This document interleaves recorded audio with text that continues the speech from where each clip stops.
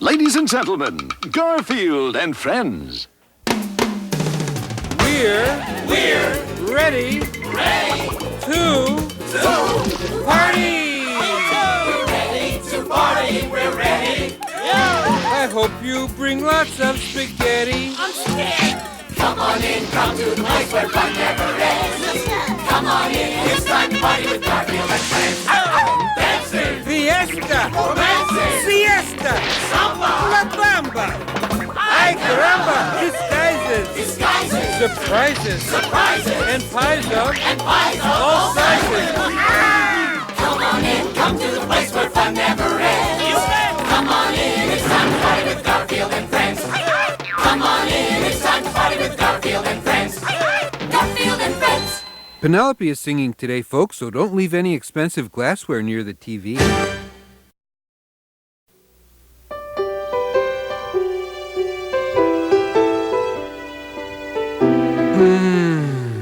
Can you smell that garlic, Penelope? You get used to it when you live in an Italian restaurant.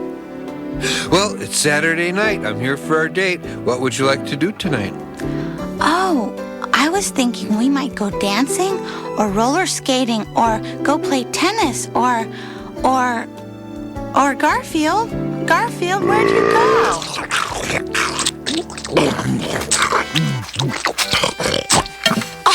We always wind up staying here all evening with you eating. Why break with tradition? I'm sick of spending every date like this. I just sit and watch you eat pizza and lasagna. It's time for a change. You're right. We've gotten into a rut. It is time for a change. I'll try the cannelloni. Other girls have boyfriends who take them places and do things. Why did I have to get stuck with a pasta inhaling machine?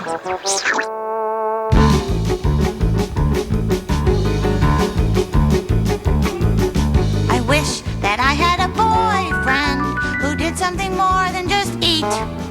I need someone who's handsome and gallant to sweep me right off of my feet. Like if I get trapped by a lion, he'll come in response to my screams. Because I am a great jungle explorer and he is the guy of my dreams.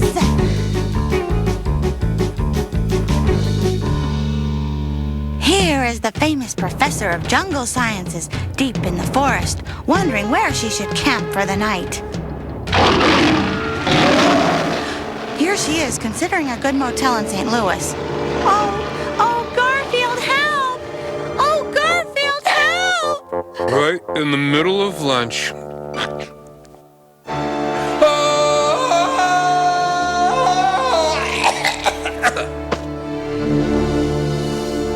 So, Garfield, what would you like to do to celebrate? I don't know, let's go get something to eat. Oh! Maybe I could be a cowgirl who lives in the old Wild West with a boyfriend who's truly courageous and able to pass any test. And if I get caught by the bad guys, he'll go to the bravest extremes because I am the queen of the cowgirls and he is the guy of my dreams.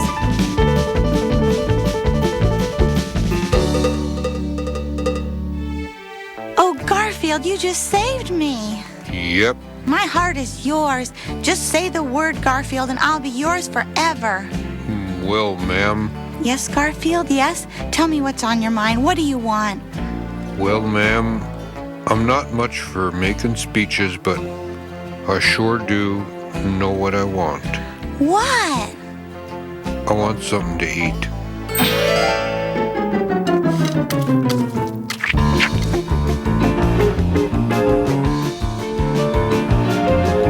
Or if he is a detective, the kind in the mystery books, and I work in his private eye office while he is away chasing crooks, and no matter what they are up to, he'll stop all their criminal schemes because I work for a private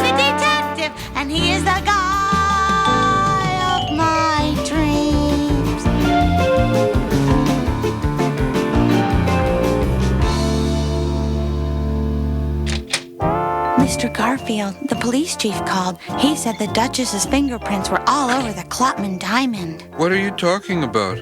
Big Louie said he'd rub you out if you stayed on the case, but I told him not to mess with Garfield, Private Eye.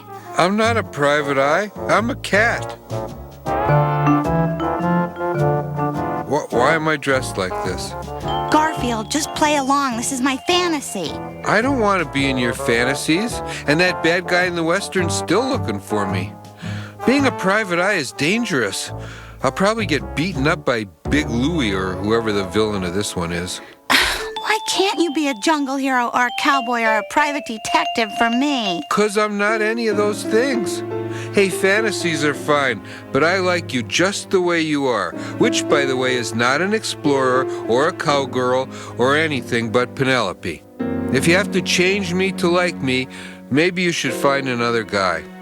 I'm gonna go get something to eat. No, Garfield, you don't have to be any of those things for me. I like you just the way you are.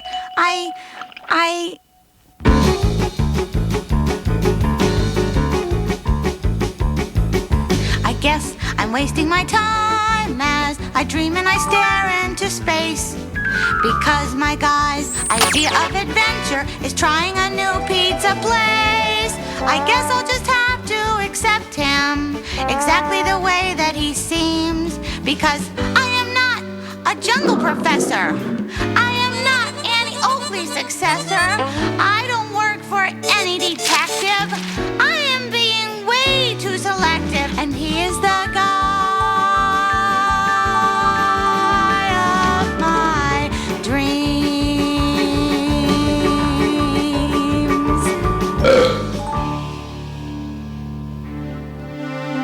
Garfield, Penelope, I'm sorry I I keep nagging wanting you to be eat it. What did you say?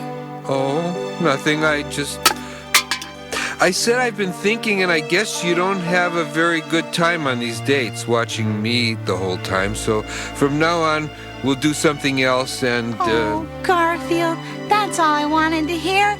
Just that you care about what I want. Oh, it doesn't matter to me what we do, just so long as we do it together. Good. 'Cause they just took a fresh batch of lasagna out of the oven. I guess I'll just have to accept him exactly the way that he seems. 'Cause they made a fresh batch of lasagna, and he is the guy of my dreams.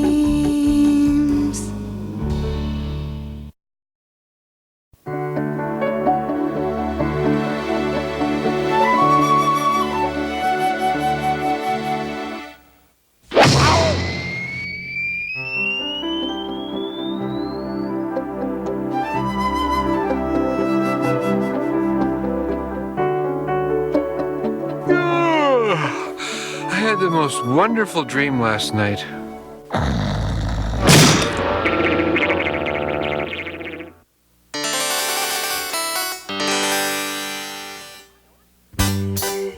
Hi, Ors. What's the story tonight? Well, tonight I'm going to take you into the epic tale of The Count of Monte Cristo by Alexander Dumas. Oh, boy! Dueling and armies and swords! You bet! Just use your imaginations. The year is 1815. The scene is the city of Marseille in France. Everyone imagine a lush city with big castles and buildings and... Stop that fantasy sequence! That's not right! Aloysius! I've been hired to keep you on budget. The Count of Monte Cristo is a very expensive story. It has big sets and a huge cast. No, we're imagining all of it. This is all just pretend. Yes, but somebody has to animate it. This show employs a whole staff of artists to draw us all. They do? You mean people get paid for this? Yes. In fact, some of them make almost $100 a week. Boy, did you hear that? Add in the cost of cells and pencils and all those donuts and... Oh, all right already. We'll try to keep things simple. You'd better. Maybe you'd better pick a cheaper story, Ors. Something without soldiers with printy swords? No, we're doing The Count of Monte Cristo. Now, start imagining, both of you. Edmond Dantes was but 19 years of age and ardently in love. Here we go. His conscience was clear. He had violated no law. Alas, though, he had made himself two enemies. The one named Danglars envied Edmund's rapid promotion in business, while Fernand was crazed with love for Mercedes, Edmund's beloved. Those costumes look very expensive to me. Together, they arranged for Edmund to be arrested on a false charge. 2 more actors plus costume rentals. Do they have any lines? No. Good, because if they speak, we have to pay them more. Okay, you guys don't say anything. We won't. Now we have to pay them.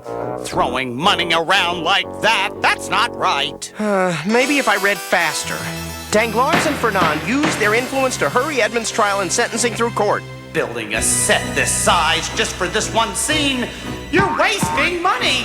He was thrown in irons and sentenced to life in the gloomy Chateau d'If, built on the barren rock off the coast of Marseille. Another big set. Plus boat rental, insurance for filming, ocean scenes, location permit. Oh, there he was shown to the cell that would be his home, without benefit of daylight for some 14 years, while the 2 engineers of his plight made speed to divide up the remnants of his life. I shall take over all his businesses. Oh, I shall steal the heart of his beloved. Might I trouble you for more escargot, tout de suite?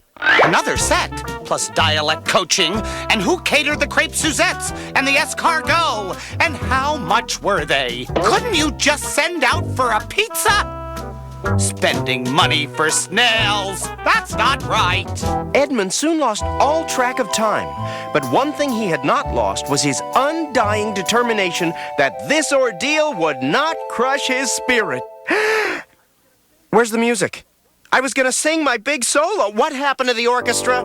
I fired them. Oh, Do you know how much an orchestra costs these days? but that song is important. Tubas, strings, woodwinds. Hiring an orchestra, why? The oboe alone gets $6 an hour. All right, let's just pick it up on page 374, where one of the maids tries to help him escape. I fired the actress playing the maid. She wanted overscale. What? All right, how about on page 418, where the prison doctor comes in? I know, you fired the actor playing the doctor. Look, just leave me alone. I'll get through this. Confined in the dark and slimy dungeon, seeing only his jailer all those years. I fired the jailer! Seeing no one all those years, he dreamed only of escape, of seeing his beloved again, and of revenge against those who had imprisoned him. When no one was looking, he worked with a spoon stolen off his dinner tray, digging a tunnel out of his nightmarish confines. Alas, he reached no farther than the cell next to his own. Wait a minute, this looks like my cell. We're using the same background. It saves money. Then came the day when the prisoner in the cell next to his passed away.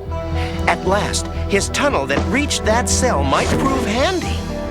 This still looks like the other. It's still the same background. He cloaked himself in blankets, hoping that he would be mistaken for the deceased prisoner. Sure enough, that's what they did, carrying him out as if a body. Why are you guys playing the Undertakers? Aloysius said we had a double. He didn't want to pay any more actors. Okay, why isn't there any color in the backgrounds? I fired the painters. They were too expensive. Once outside, he burst from the wrappings and fled, only to find that 100 of the king's finest soldiers were hot on his trail.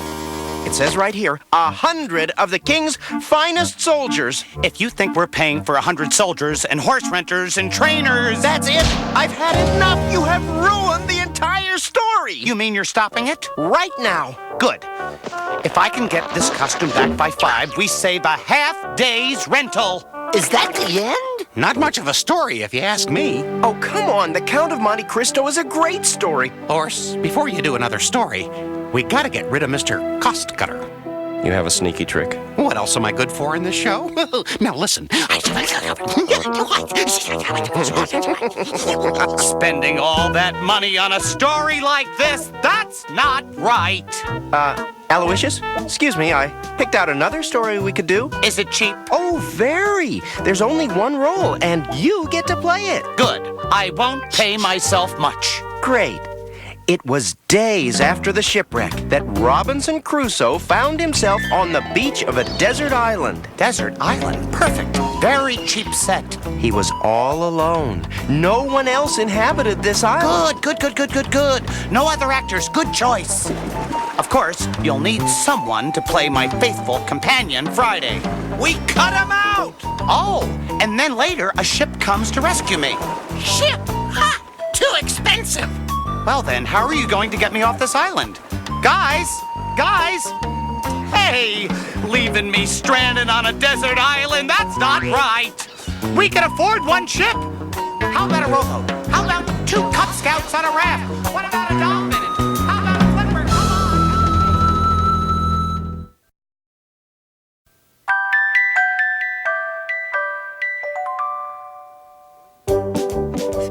Once upon a time, there was a puppy dog named Odie. Odie didn't have a care in the world. One day, Odie noticed some other dogs walking by. They were talking about the annual Hound Dog Harvest Ball being held that very night. Odie had never been to one of those. He asked them if he could go along.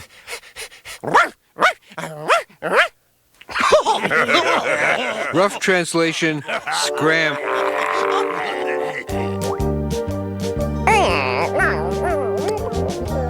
Yeah, sometimes it is a dog's life, even when you're a dog. Lying there, Odie wished he could go to the ball. He wished so hard, he almost broke his little wishbone. And his wishes went, well, they went where all wishes go, to the third cloud from the left, where the National Wish Clearinghouse has its central office. Sir, we received a wish from someone who wants to fly to Mars. Granted. And someone who wishes they could go back in time. Fine, granted. And, of course, we have the usual pal from Cleveland wishing for the Indians to win a few games. Do these people think we can work miracles? Oh, and we have one here from a dog named Odie. A dog, eh? Esmeralda? Right here, Mr. Wishnevsky.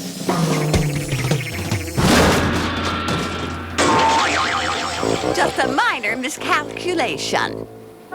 Still, this woman had the power to make Odie's wish come true, because you see, this is...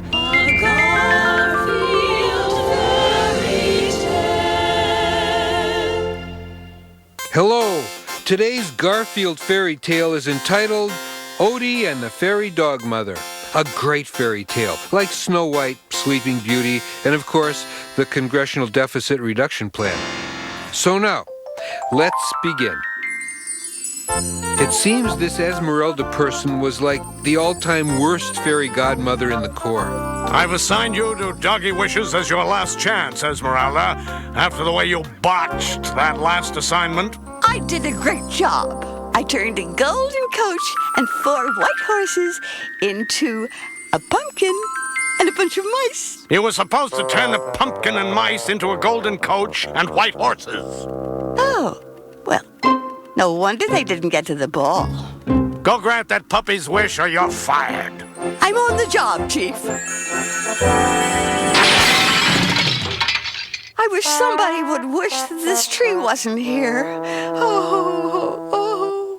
That evening, Odie was sitting home, wishing he could go to the Hound Dog Harvest Ball. Ah, who wants to hang out with a bunch of mangy dogs anyway?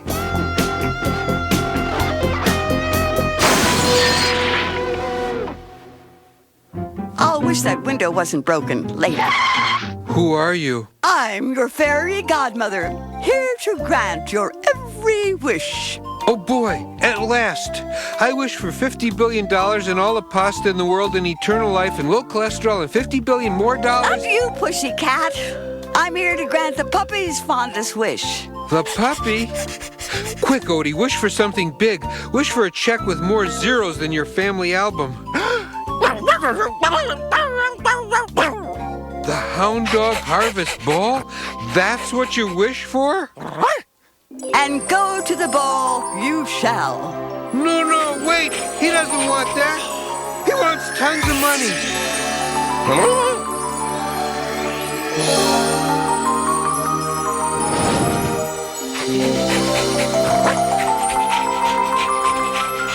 And so Odie flew over the city unnoticed by anyone below, including a man on a mission, our unfriendly neighborhood dog catcher.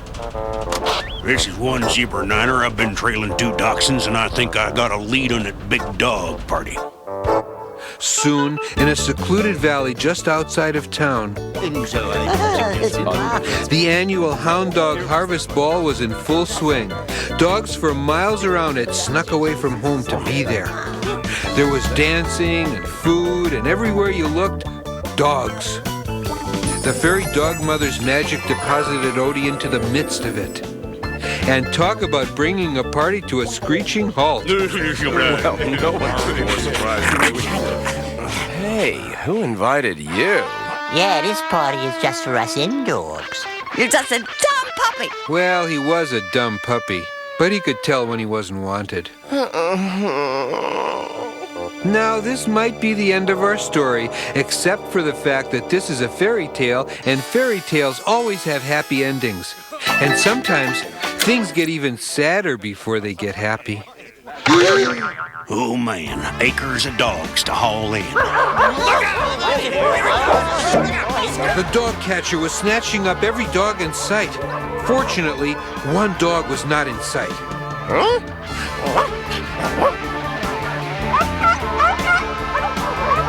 Now, after the way they treated him, you might think he wouldn't care what happened to the other dogs. That would mean you didn't know Odie. He wished there was something he could do to help those dogs. And of course, there was. You wished, little doggy? And you shall have your wish. I love catching dogs and meow, taking them to the pound and meow. Hey, well, why am I meowing? Well, look at that! I'm meow, not a cat. Hey, stop! You can't meow. Do this? Help! Help! Help! It'll wear off in a while. In the meantime, I think he's learned his lesson.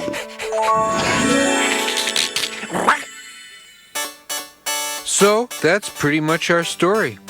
The other dogs, figuring that Odie had something to do with their rescue, apologized to him and invited him to be guest of honor at next year's ball, while the fairy Dogmother got promoted to cover all small 4-footed animals. But I didn't get anything. And they call this a happy ending? Phooey. I wish this cartoon was over. And you shall have your wish. No, that wasn't my wish. I want money and food.